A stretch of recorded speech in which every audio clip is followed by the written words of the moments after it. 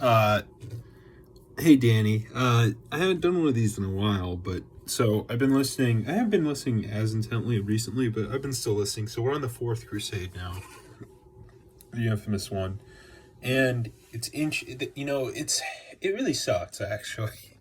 At first I thought this would kind of be a vinegar stroke moment, just like because the Byzantines never helped with any of these crusades or whatever, and were pretty obstinate to them.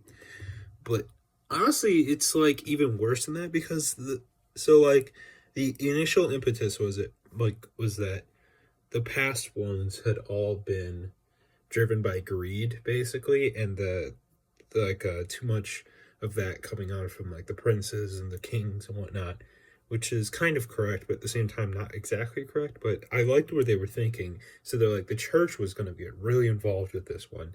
In fact, Pope Innocent was like the main financer for this, and so I really like the start. I'm like, okay, this is great. This is a good um, start. And the second thing was they were going to try and take Egypt, which I thought was also really brilliant because if you can recall, Egypt is where Saladin and like the Ayyubids get a lot of their power from. So if you cut them off from there, you neuter their ability to respond in kind when you come to the Holy Land.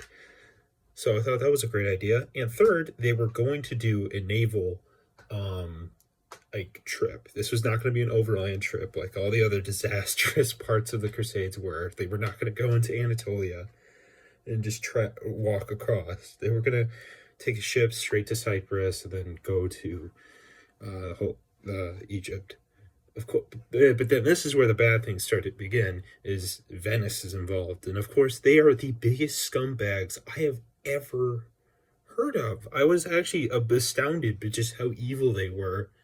Um, Basically, right from the get go, they said they would do it, but they knew right from the beginning that they had no intention of attacking Egypt because they had just acquired a lucrative trading deal with Egypt, basically. They didn't give a shit.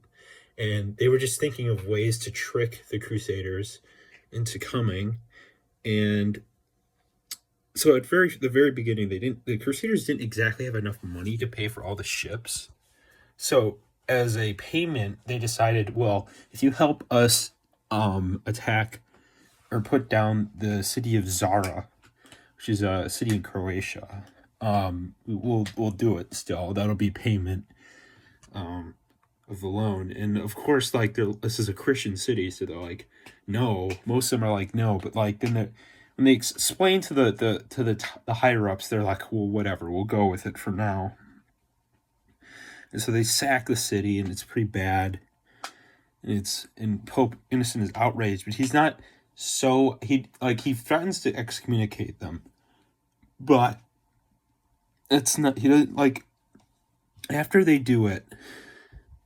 He didn't excommunicate them. He just said this isn't resolving your sins anymore. This isn't like an indulgence. So that was a problem. And then on top of that, after that, they go to Constantinople, and the fun ensues. Yeah, because they never had any intention of going to the Middle East. A ton of Crusaders, by the way, just like deserted after the siege of Zara. So thank goodness for that. But like that was a disaster too. But yeah, it was a lot more depressing than I thought it was going to be.